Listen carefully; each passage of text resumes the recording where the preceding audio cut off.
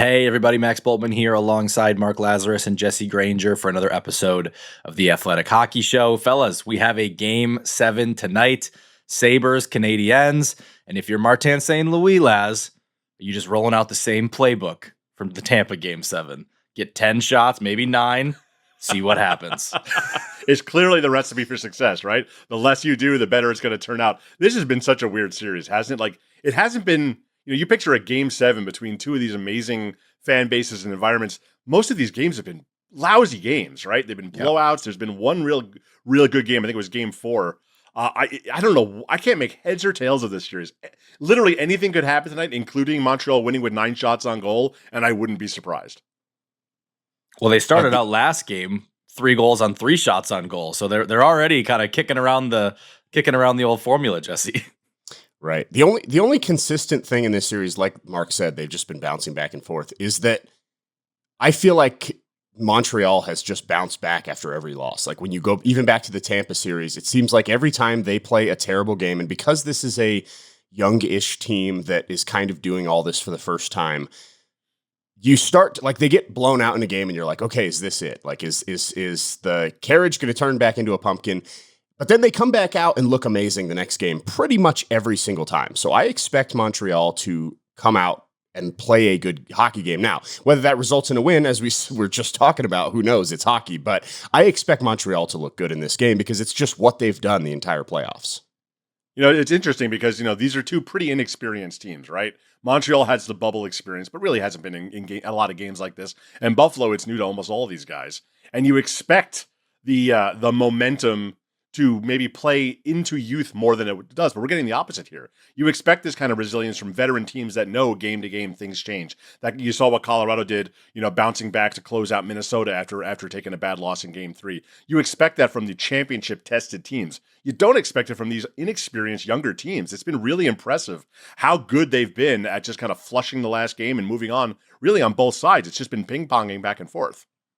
Yeah, I do think that for Montreal, I mean, some of the stars have started to kind of wake up, and Demidov's kind of thrown his name into the ring in this series. I do think at some point here, Montreal is going to need its top line to have a dominant, even strength game. I still don't think we've seen that from them.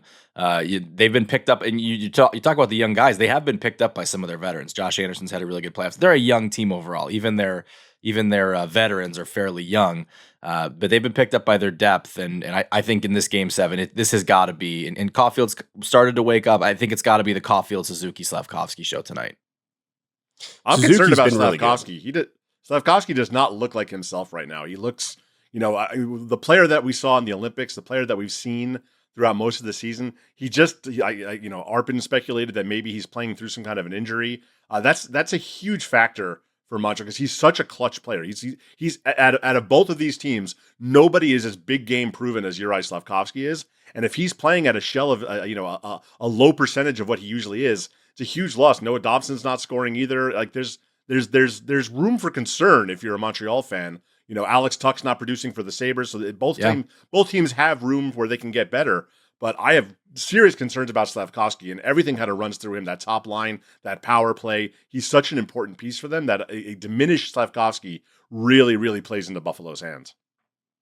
Yeah, I agree with all that. And I think Caulfield also is not, like, he's finished some chances that Suzuki has put on a tee for him where, like, most guys in the NHL are going to finish those chances. But Caulfield hasn't generated his own offense, much of it at all in this series. And I think the only player of those 3 on that top line that's actually going right now is Suzuki. I think Suzuki has been driving play. He's been holding on to pucks deep in the zone, finding those guys in open space. So to me, he's gonna be the starter, but then you just need Caulfield and Slavkovsky to finish those chances at a higher efficiency than we've seen. Well, and he had like the monster Game 5, and I think you thought, okay, now it's full speed ahead. Here comes Suzuki. The offense is flowing. I certainly don't blame Game 6 on Nick Suzuki. It was what it was for the entire Montreal team. But I think that he's their, like you said, he's their fire starter. He's got to be the guy, I think, in Game 7, and obviously that applies just as much to both guys in net. And I think that's the interesting thing here is not Dobish's finest hour in Game 6. But the whole series has been Buffalo trying to figure out which of its goalies it can trust here. It seems like it's going to be Ukko-Pekka Luukkonen, Jesse, tonight. But how do you size up the goalie decision for the Sabres? Yeah, it's honestly a tough one. I feel like in most of these situations, I tend to just my personality is like I'm all in on one guy. I usually have a pretty strong conviction of this is the dude who I would go with, and if you make the other decision, it's wrong. This time, I honestly don't know. I think Lyon's body of work based on the entire season and the playoffs is better. Like his stats are better. He's been better for longer stretches for this team. On the other side, I do think that Ukko-Pekka Luukkonen is like just when you're looking at raw talent ability, he is the more talented goalie. I think his ceiling is higher. I think he can steal a game that you don't deserve to win. That's more likely to happen with UPL. It's tough. Lyon was rough in that game. Like everyone talks about Dobish because of all the goals that went in. Dobish got lit up in that game and he didn't make enough saves, no doubt, but it wasn't like he was letting softies in. Like they were tough shots to save and Buffalo just created a ton of those, and a bunch of them went in. I thought the softest goals in that game were on Alex Lyon. Like there was that wrister that just beat him clean on the glove. I have no idea. Like Lyon has a great glove. I have no idea how that happens. So there are so many arguments both ways. I guess UPL is probably, if you made me choose, that's probably who I would, just based off of Lyon not looking great in Game 6. But man, it's not an easy decision for the Sabres. I think it's a really easy decision. I don't think it's tough at all. I think, Jesse, you got your goalie blinders on right now where you want to believe the best in everybody. Alex Lyon's been atrocious in this series. He's the worst goalie in the second round, significantly by statistics. And again, like you say, when he's whiffing on the shots like that, like there's no question that Luukkonen is the guy for Game 7 tonight. And maybe Luukkonen gets pulled again and Lyon comes back in because that's just the way it goes. But there's no way you can trust Alex Lyon in net right now, the way he's playing it. I don't think it's that complicated at all here. Has Lyon been the worst goalie in the playoffs for you, or at least in the second round for you, Jesse? The stats are not good in the second round, but his stats in the first round were phenomenal. Like he's still, I think Lyon is like third or fourth in the league in goal saves above expected for the entire postseason. Now, and that's while being dead last in the second round in goal saves above expected. Right. So it's like goaltending is so weird, and the stats specifically are weird. Like if you look at the guys playing, it doesn't fluctuate that much, but the stats do fluctuate a lot. And I always tend to fall back on bigger sample size. Like that's just my default is bigger sample size. And Alex Lyon has been their best goalie all season long. And like he is the biggest reason goaltending wise that they're in the playoffs. And he was great in the first round. I agree with Mark. He hasn't been good. And that is why I would ultimately choose to go with UPL. But with goaltending, I like bigger sample. I will argue that to the death. You like when you have two goalies and one guy gets hot for a month, but the other guy's been great for 5 years. It's like, give me the guy who's been great for 5 years every time. And that's not exactly Alex Lyon. He's a hot and cold goalie. And I totally see why you're saying UPL. Like I said, I think that I would make that choice, but I do think that it's tougher than that. I think this is a larger issue here in these playoffs. I was looking through stuff yesterday, just kind of catching up on things, and I don't trust a single goalie that's left in these playoffs. Not a single one. Let's go to the West. You got Vegas. You got Carter Hart. He's playing great, but he's Carter Hart and Aiden Hills as backup. You go to Colorado, you got two career backup journeymen that, yes, they won the Jennings Trophy this year, but they had a great season. But Mackenzie Blackwood and Scott Wedgwood have never proven to be this guy. They've never done this in the playoffs before. And they're still kind of waffling back and forth. They don't have a clear number one either. Freddie Anderson has been spectacular through 2 rounds, but we see this year after year where he's the one who turns into a pumpkin in the conference final. And, Jakub Dobish he got pulled in Game 6. He's had a shaky start in Game 5. He's in the 880s save percentage. And then you look at Buffalo, and both these guys have struggled. I've never seen, I know we're in this age where goalies are running backs and they're all interchangeable and it's the team in front of you and all that. I don't remember there ever being a postseason where we didn't have a single guy that you could point to and say, that is a true Stanley Cup winning number one goaltender. There's no Vasilevsky. There's no Bobrovsky. There's no Corey Crawford. There's no Jonathan Quick. We have, year after year now, we have mediocre goalies winning Stanley Cups. Aiden Hill has done it.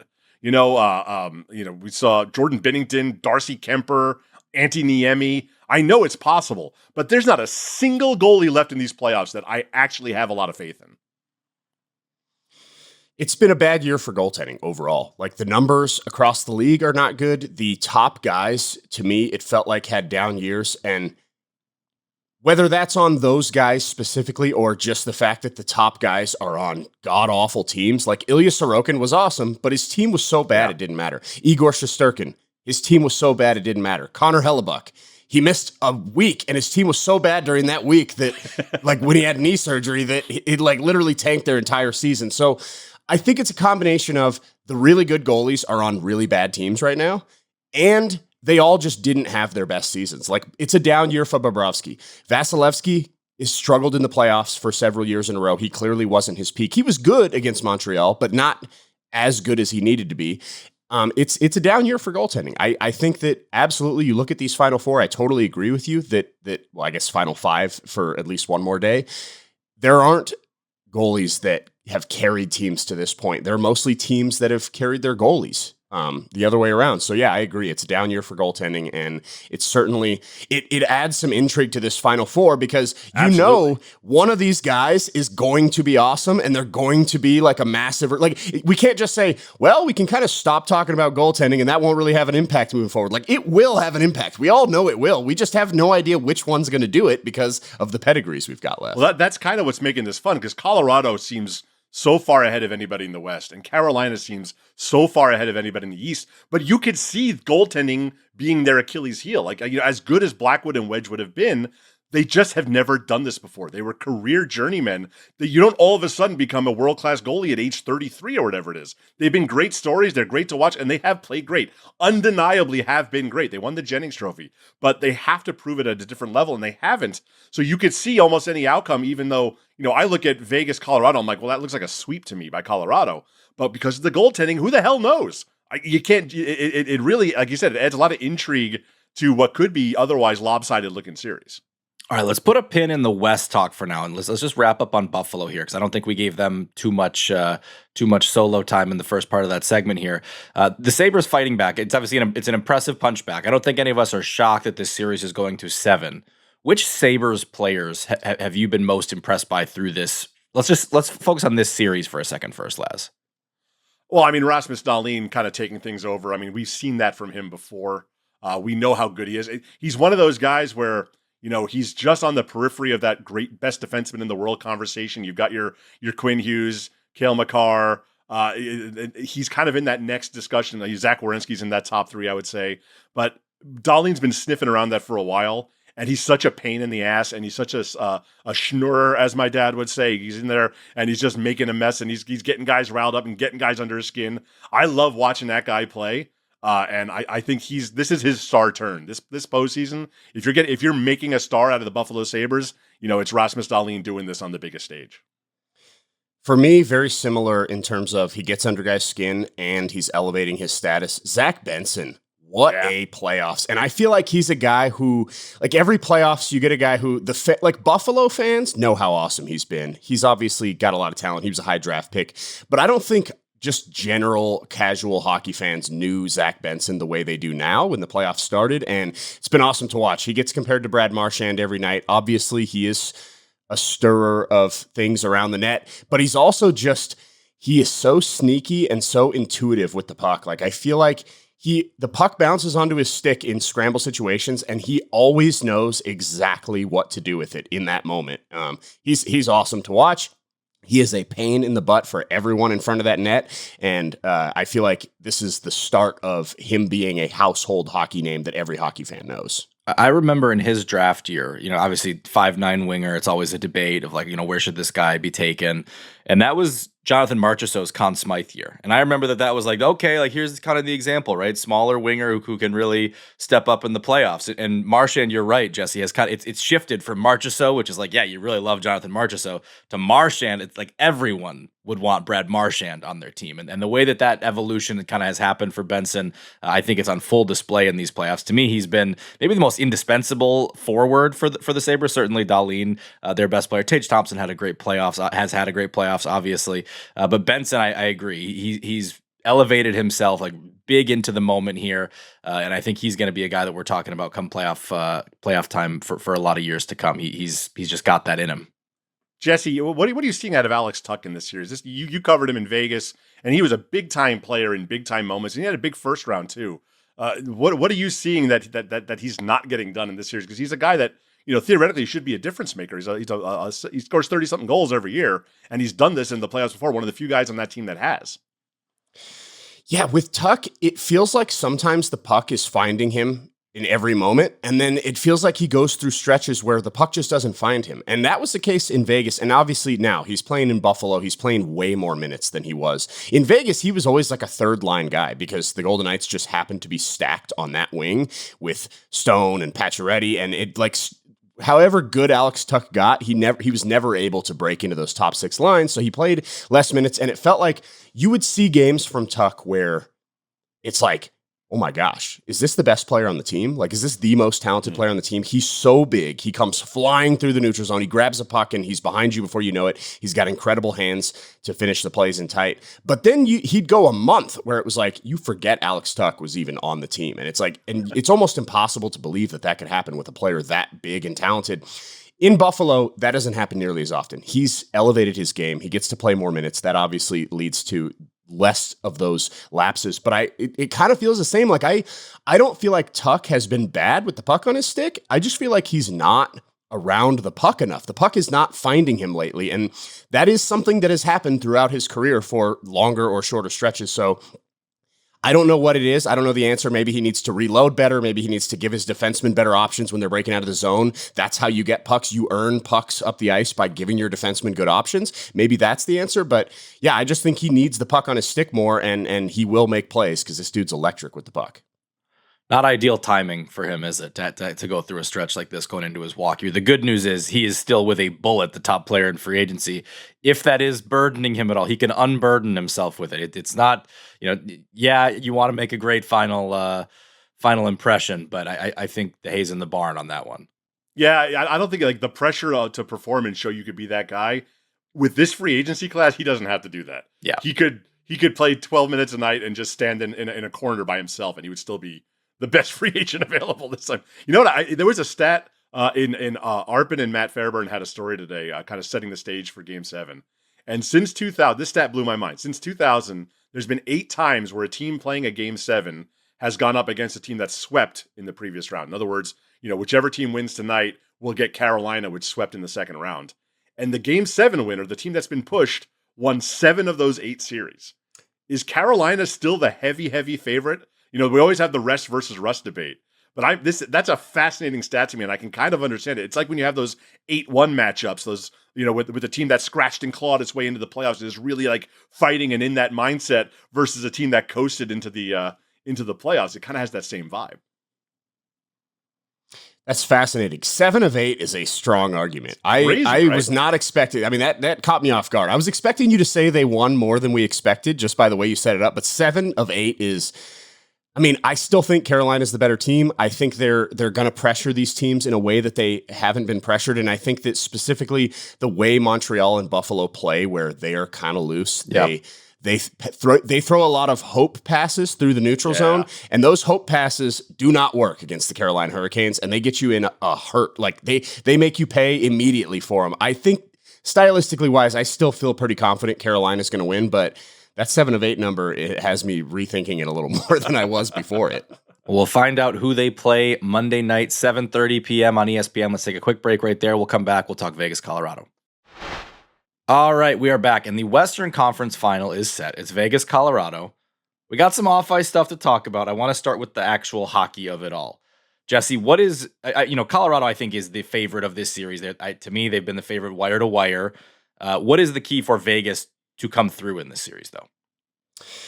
It's going to be how good their centers can play defensively and specifically through the neutral zone. I think that you look at how Colorado just thrashed Minnesota, and I could argue that the Minnesota Wild are the second best team in the league, and they didn't look like they belonged on the same ice rink as the Colorado Avalanche. So that just tells you how good Colorado is. But I will say that the one area, Vegas is not as good as Minnesota, but the one area Vegas is significantly better than Minnesota is up the middle. And Jack Eichel is as good of a 200-foot center as there is in the NHL. He obviously has great talent with the puck, and that speed and that explosion, those first couple steps are what make him great without the puck. And then you look down the lineup, they got William Karlsson back in the last round, and he's not quite at peak Karlsson form, but he's still a great skater who defends and is defensively responsible and stays above players. Mitch Marner has been bouncing back and forth from wing to center, but he's a great defensive forward in the middle of the ice for this team. Tomas Hertl, Brett Howden, Nick Dowd is a good fourth line shutdown checking center. This team they're overflowing with defensive forwards. And to me, against the Colorado Avalanche, they love scoring in transition, and they love using that trailing player. Like they did it against Dallas, they did it against Minnesota. This team loves to use its speed to push the defense into its own goalie, and then that second wave, that trailing wave, is who scores the goals. Like Nate just swoops in behind McKinnon and scores a goal. I was talking to Vegas' forwards the other day, and they said staying above the player. If you can stay above that guy, then there isn't anyone to drop it to, and now suddenly you either have to dump the puck and try to forecheck it back, or make a risky pass that can turn back the other way. If Vegas' forwards can consistently be in those positions, they will make life infinitely more difficult on the Avalanche, and I think that there is a chance that their counter-strike offense can work. It's going to take an A-plus effort in every game for Vegas to win this series, but I do think that they are specifically built to give Colorado more problems than maybe their like overall talent level suggests. Yeah, this Western Conference final really does underscore why teams, when they're drafting and assembling a team, they want all the centers they can get their hands on. And this draft is unusual with the wingers up top, but this is why centers are so valuable. Colorado and Vegas have centers all over the ice, all over their wings. You have guys like, Minnesota had Joel Eriksson Ek, and basically that's it. Ryan Hartman's not a number one center. Michael McCarron is not a number two center. But with these other teams, they can interchange so many different players that having that center depth and having it all over the ice is so important defensively. It's so important structurally and all that. Jesse, here's the thing I wanted to ask you. There were stretches of this season where Vegas was so bad that we were wondering if they were going to even make the playoffs. What is different now? What has clicked for them now? Let's give John Tortorella some flowers here. What has he done to get this team to look like the Vegas that we all know from the last several years, when there were significant stretches of this entire season where they just looked awful? Yeah, I mean, this team, I would argue this is the worst Vegas team they've ever had. Like, even the year they missed the playoffs, that was just mostly like injuries just decimated that team. This year, most seasons, they probably don't make the playoffs. They were in a bad division. And again, we may be overrating this team just based on the fact that they played Utah and Anaheim. That's two relatively easy opponents to get to this point, but they're still in the conference final. I will say the number one thing is just goaltending. They had bottom 3 save percentage in the league all year. Aiden Hill struggled out of the gates, then got hurt. Akira Schmid fought to keep this team's head above the water, but he gave them as much as he could give, but he is a backup goalie who was in the AHL most of his career. And then Carter Hart came in and wasn't any good when he first got to Vegas, which isn't surprising after not playing hockey as long as he did. But this team just got poor goaltending all year long. And I think that just that alone, Carter Hart has been playing relatively well in these playoffs. He's had a couple stinker games, but for the most part, he's been a strength for this team. So that alone just automatically changes things. And then I also think that the thing that Tortorella has done more than anything is having them play on the front foot, not thinking so much. Bruce Cassidy is a brilliant coach, but he is very strategic, X's and O's. This is exactly how we're going to do things. And I think at times this team looked like they were thinking too much in games, not just playing on instinct and playing with aggression. Tortorella came in and said, look, if you're going to make mistakes, it better be aggressively. Like, you better make the mistake because you were too aggressive. Right? Safe as death. That's Tortorellism, yeah. He loves that. And I think that it has got them playing faster. They are playing more on instinct. And I think it's also unlocked. This team has really good offensive blue liners in Shea Theodore, Noah Hannafin, Rasmus Anderson. And I think that under Cassidy's more conservative system, those guys their talents weren't being utilized maybe to their max. Whereas Tortorella, having those guys jump into the play, not be afraid to give up a 2-on-1 the other way, has unlocked those players, and just getting more out of those 3 guys who are 3 key players on this team has sent ripple effect to the forwards, I think. What did you make of the Bednar comments that it's going to be a harder series than the Minnesota one? I think he has to say that. What's he going to say? Like, well, we got through the tough team. Now we get to beat up on whoever came out of that terrible division on the other side of the bracket. I mean, that might be the truth, but he can't exactly say that. Like I said, I think the center depth. I think that if you're Colorado and you're looking, why will this team give us problems? It's that. It's the fact that Minnesota already didn't have great centers. Eriksson Ek goes down. It was a massive, massive disadvantage for the Wild in that series up the middle of the ice. And I think that specifically the way Colorado attacks you in transition, your centers have to be good. They've got to be slowing people down in the neutral zone. You don't have to have big hits. You just have to get in guys' way. Give them a little bump here and there, throw them off their route. Now all of a sudden these tic-tac-toe passes that are happening in transition, the timing's off, the guys aren't there. You have players in passing lanes, and I expect Jack Eichel and Mitch Marner, they have been phenomenal. The Utah series, early in the series, Logan Cooley and Dylan Guenther, it looked like, oh, here we go. This is their breakout. By the end of that series, they were completely invisible because Marner and Eichel erased them. Same thing happened with Anaheim. Early in the series, Leo Carlsson was the man. He was making all the plays. Cutter Gauthier, here we go. This is their breakout. By the end of the series, Eichel and Marner had erased them from the series. And I don't think they're going to erase Nathan MacKinnon. That's a much taller task, but I think that they can at least give him some... There's going to be more resistance there than Colorado's faced over the first 2 rounds. Not only is it always a tall task to try to erase Nathan MacKinnon, it feels like an especially tall task right now, Laz. He scores every single game at this point. I mean, he's the best player in the world. I mean, no offense to Connor McDavid. Nathan MacKinnon is the best all-around player in the world right now. He is such a beast. He is such a singular entity. The way he plays, the way he attacks. I mean, can you think of anything scarier in the world than being a defenseman and seeing Nathan MacKinnon bearing down on you through the neutral zone?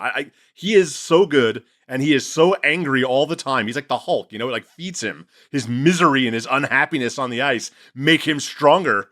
And he's so motivated and he's so good, and he has won. He's done this before, and I don't think there's a better player in the league right now, than Nathan MacKinnon. All right, let's go to the off ice stuff for Vegas, Jesse. And I know it's probably been a long week there. For people who maybe are not as glued to their phones following the happenings of the league, do you want to just kind of give a synopsis of what happened after Game 6 of the Golden Knights Ducks series? Sure, but we got to hurry because if we don't leave in 10 minutes, Tortorella's going to leave us. So what happened was, look, after the game, first we were told that they're not going to open the locker room, which is not ideal, but also it was fine because the Honda Center is small. It is an old building that is not built the same way modern buildings are built. And we were in the locker room for the first 2 games down there, and it was tough. Like the equipment staff trying to get bags and equipment out of the locker room, it was chaos. So they were like, instead, let's do it in a side room. That's fine.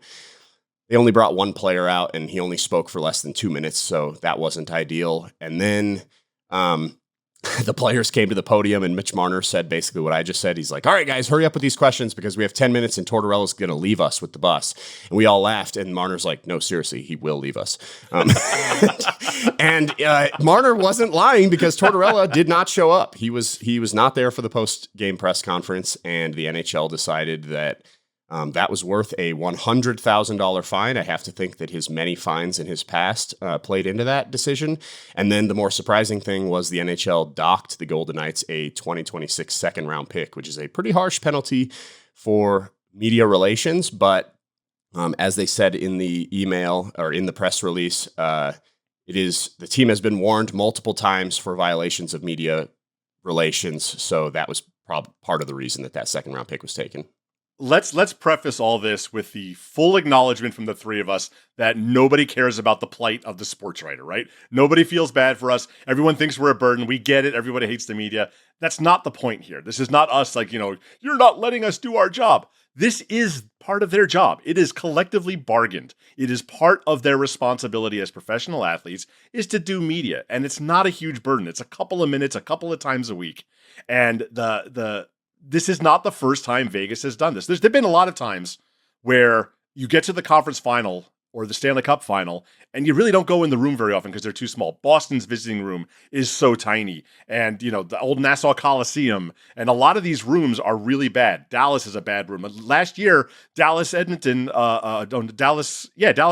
the conference final, we didn't go into the locker room for Edmonton after games because it was too crowded with the Canadian contingency there. So they brought guys out. Anyone we requested, they brought out, and we did big scrums. It wasn't ideal, but it was kind of agreed to, and nobody put up a fight about it. The fact that Vegas did this without really asking, from what I understand, and that they have a history of this. Vegas's adversarial relationship with media, not just local, but national, with rights holders. It's an open secret in the NHL how they treat people.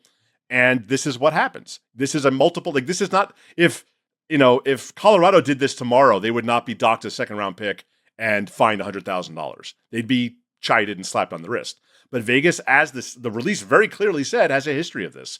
And, you violate the rules, you violate the rules. If you sleep in and you miss a morning skate, you get scratched that night. There are consequences for your actions. And John Tortorella made a decision, and there are consequences for it. Vegas has the opportunity, if they want to appeal this. And I think if they do, they're going to get their pick back, is my guess. I think we all think that, yeah. Yeah, I would be surprised if the NHL actually keeps that. But this to me screams like, just so everybody knows, Vegas and otherwise, like, we care about this. You're not going to get away with it, and this is what the range of the punishment is going to be. So think long and hard about it. My guess is they get their pick back, but the message still kind of gets received, knowing this is what it's going to cost you.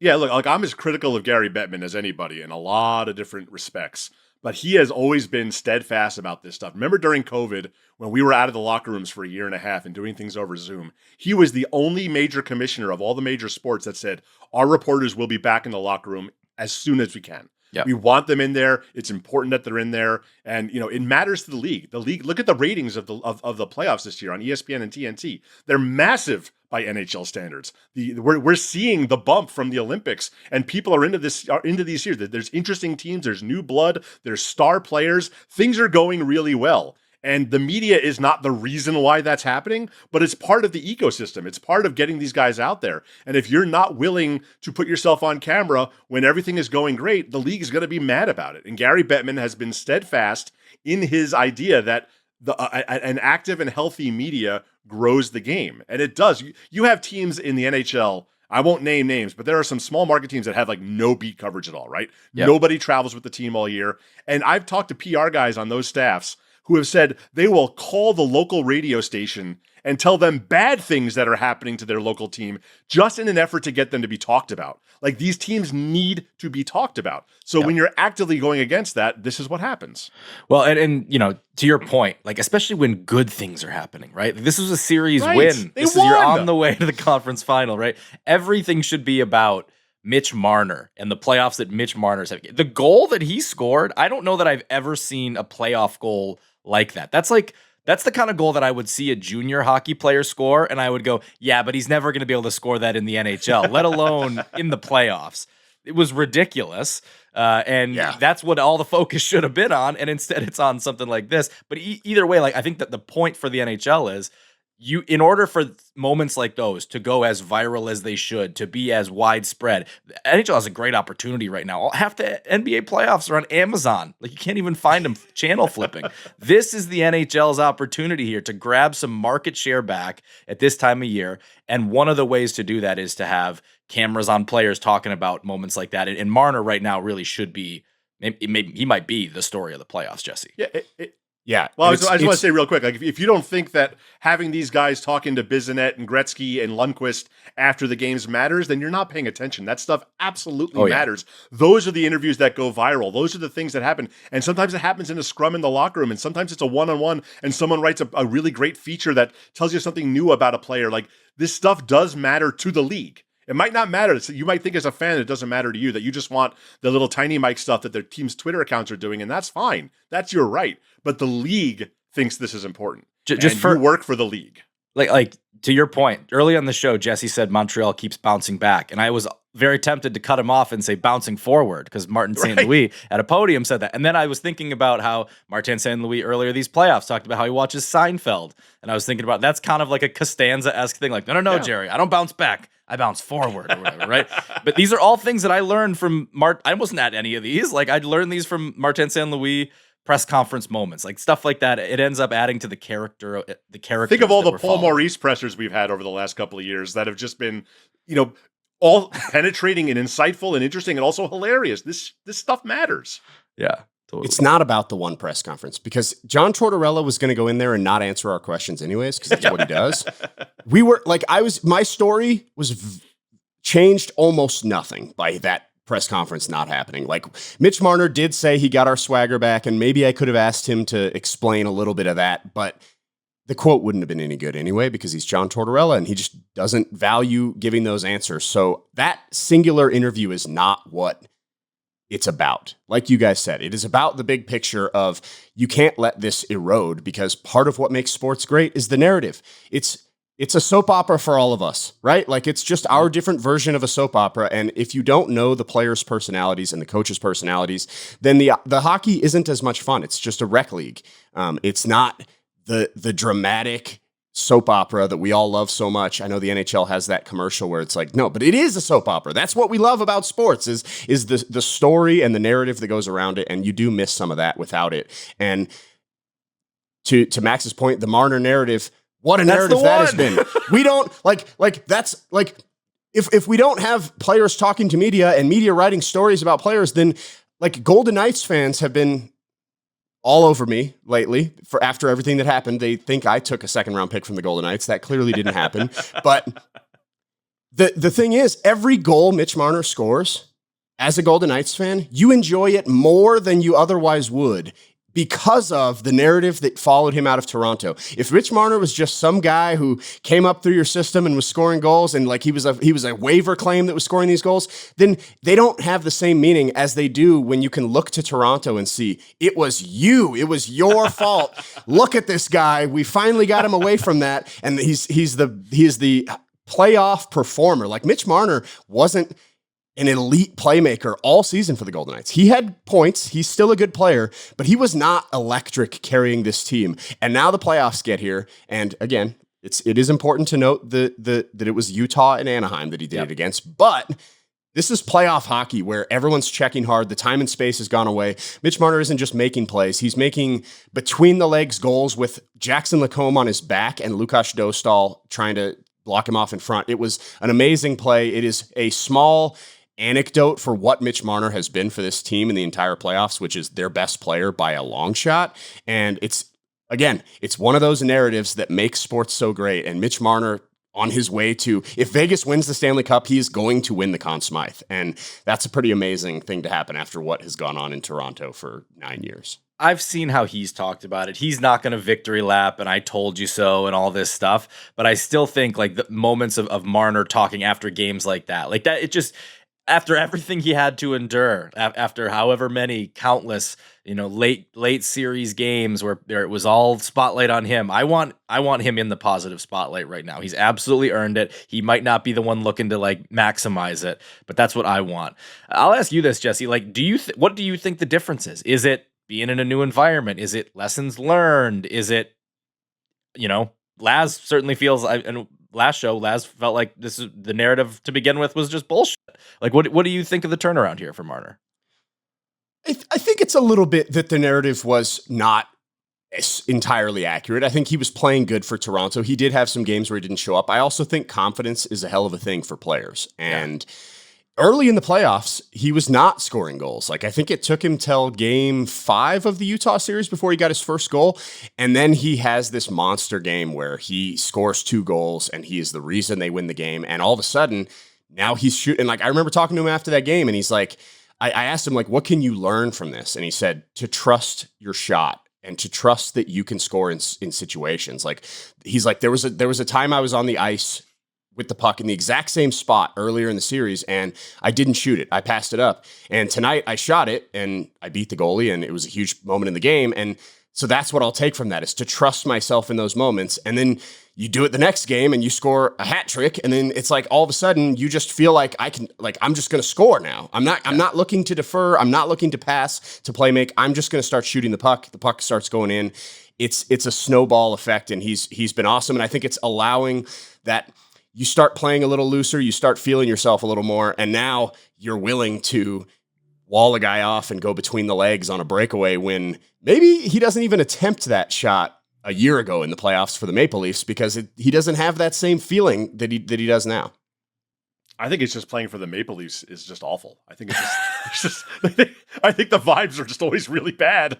And I think it affects these guys. They're human. Yeah, because they talk to the media too much. Yeah, that must be it. This must be our fault. I mean, Mitch Marner is just a world-class player. He was number 1 on my Selke ballot this year, and he's a 100-point guy. And he's always on my Selke ballot. He's a terrific hockey player who has been pretty good in the playoffs. He hasn't been great, but he's been on a team that has had this just endless issue in the postseason. It's a cumulative thing. It's a team thing. It's not a Mitch Marner thing. And now he's on a team that's won before. He's surrounded by guys that are confident and know how to do this. And the vibes are just better. And I think that it does. I think I really do think the environment you're in, the atmosphere you're in, the team you're on really does make a difference with a lot of these guys. Some guys will just be like, if you put Nathan MacKinnon on, the Vancouver Canucks tomorrow, he's going to be really good no matter what because he's Nathan MacKinnon. Not everybody can be Nathan MacKinnon. I do think that some players are affected by the overall vibe around a team, the pressure, the atmosphere. That's, you can laugh that off. You can say that makes them soft or whatever you want to do. That's human. These guys are human. And I think it's easier to play in Vegas than it is to play in Toronto. There's no question about it. All right. Anyone want to be brave and pick the Golden Knights to win this series? Dude, I'm picking a sweep. It's Colorado in a sweep. And then I didn't ask you for your Game 7 picks. What do you guys got tonight? I think Buffalo's going to win it at home. I got Buffalo too. I have Buffalo coming out of the East. That's my upset. I took Montreal coming into this series, so I'm going to stick with it, but I do not feel great about it. I think that place is going to be a madhouse tonight, and I think the way that Game 6 went, we'll see, Laz. You love your momentum question on does it carry over? We're gonna see tonight. Well, I mean, the thing is Buffalo's been bad in front of those awesome crowd. They've been great in Montreal. I love the story that I think Matt Fairburn was saying, like the local fans should be chanting "Ole, ole, ole" in Buffalo just to give their team the road vibe. That's right. All right, let's take a quick break right there. We'll come back, wrap this up. All right, we're back. And before we wrap up today, I just want to talk about a couple of the high-profile coach openings on the market right now. Jesse, Edmonton, I think, is the most interesting. This is the team that stakes are as high as they can possibly be. They have to win probably next year. And a guy who you're pretty familiar with, I think, has kind of been connected to them. I don't know, have they been granted permission to speak with Bruce Cassidy at this time? I'm not sure. If they're able to interview him ever at any point in the future, they will almost certainly hire him. I would be stunned if Bruce Cassidy's not the coach of the Oilers next year, just because of the fact that there's interest for them. I can't imagine Bruce Cassidy isn't interested in coaching the Oilers. He has made it very clear since the moment he was let go in Vegas that he is not he doesn't want to spend a year in the media as good as he has done on TNT. He's brilliant on there. I mean, he's a natural. He doesn't want that. He wants to be coaching a team, and he wants to be coaching. He has said, like, my priority is winning, and I don't see a better situation out there for a coach to come in and try to win right away than Connor McDavid and Leon Draisaitl, barely a year removed from 2 back-to-back Cup finals trips.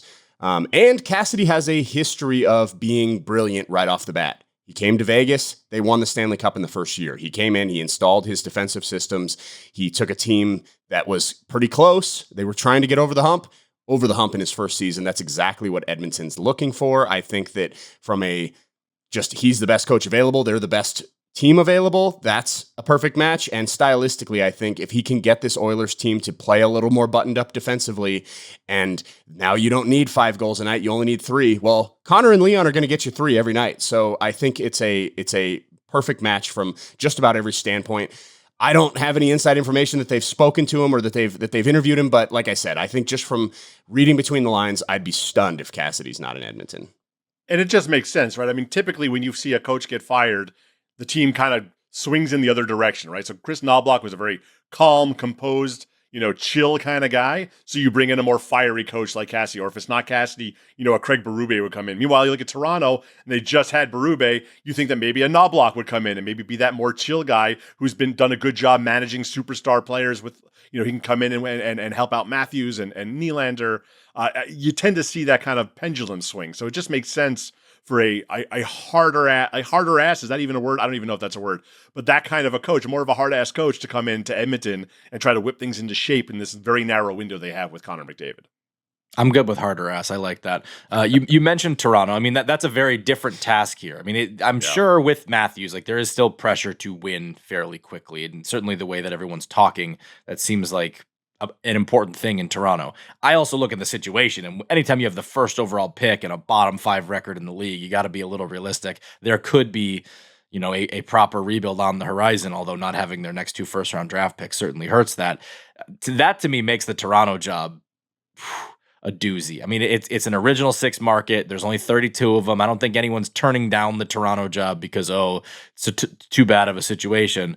But I don't think it makes it as appetizing as it might have been 2 years ago, for example. I think it depends on how much you believe that Auston Matthews can become Auston Matthews again, right? Like, has he hit his decline earlier than we expected? Or is this a couple of year blip when he can get back to being a 60-goal guy? Because Toronto, especially after winning the draft lottery, they're thinking retool now. Like, they might have been thinking rebuild long term had it not gone that way. But you win that draft lottery, you get a guy like Gavin McKenna in there right away, and you start thinking maybe we could do what Boston and Pittsburgh have done and kind of get right back into the mix.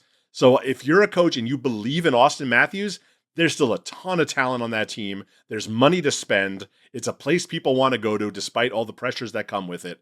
That's an appealing job. Anyone wants to be the guy to bring glory to Toronto. You will be bronzed forever on Yonge Street if you can bring Toronto a championship, and everybody wants that challenge. So if you think Auston Matthews can become what he used to be again, that job is still very appealing. Who's the right kind of fit? I mean, Laz mentioned Knobloch. Do you see something like that? Do you look at a guy who's maybe worked with young players a lot more, Jesse? It's such a good question. Like, I don't know the answer to that. That's a tough decision for Toronto to make in terms of, do you go with the veteran guy like the Cassidy are they trying to get Bruce Cassidy? They still might be. I don't know if he would pick Toronto over Edmonton. I'd be surprised by that. But do you want the guy who can come in and maximize this year with Auston Matthews and force him to stay, right? Like, just like the Oilers are trying to make sure Connor McDavid doesn't leave, the Leafs are also trying to win now and prevent Auston Matthews from hitting free agency or asking for a trade. If you're the guy who goes in to do that, if you're the win now coach, you're the veteran coach who's used to getting the most out of guys, you're not maybe the young developmental guy, it's going to be a pretty short life. Like, your leash is not long. You either win right away and turn this team around, or you're going to be fired quickly, and they're going to start the rebuild, and Matthews leaves, and it's all built around Gavin McKenna. And at that point, you want the young developmental coach who you feel like can be your coach for the next decade or whatever. If you're going to be that guy who comes in and wins right away, it is you're not going to have a lot of time to prove that you're the guy. I think it's going to be very quick, and then you're just going to be a blip on the radar, and it's going to be the next guy coming in to be the developmental guy. I think Jay Woodcroft has done a lot to kind of like re-burnish his reputation in Anaheim. He's a guy he's been a developmental coach, he's been in the AHL, and he has worked in an environment where star players in the NHL have thrived under him with his offensive mind. I think he could be an appealing choice for Toronto. He's going to get a second job. Everybody always gets a second chance. Everybody gets a second chance in the NHL. And Woodcroft is an interesting guy. I've always been kind of on the fence about him. I don't know if I like him as a coach or not, but he has the kind of track record that might play well in Toronto with what they're trying to do, balance that kind of development with letting your veterans thrive. Yeah. A lot of intrigue to unfold as the offseason progresses there. For now, that's going to do it for us. Thanks for listening to this episode of The Athletic Hockey Show. Gentilly, McIndoe, and Frank Corrado have the next episode for you on Wednesday. We'll talk to you soon. Thanks for watching. Make sure to like and subscribe and ring the bell to stay informed and catch new episodes every Monday, Wednesday, Thursday, and Friday. And in the meantime, you can join our Discord community. We'll see you there.